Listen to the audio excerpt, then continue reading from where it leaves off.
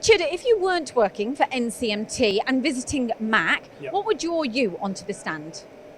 My main visit really would be to focus on looking for the latest technology. You know, what is that latest technology that's out there? And are NCMT really showcasing that then?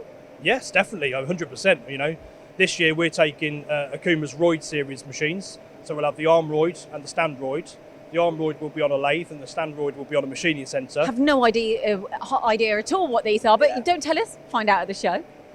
Yes, and coupled with other machines as well, where we have a gantry-loaded lathe, a 5-axis vertical machining centre, and also just a standalone entry-level lathe that's on the stand as well. Everything here you're telling me seems like it's about the unmanned run.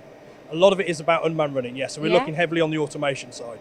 Brilliant, right, I can't wait to see you at the show. Good. And I can't wait to see you at the show, and we are going live on Tuesday and Wednesday morning, so look out for us on the MTD CNC website Tuesday and Wednesday.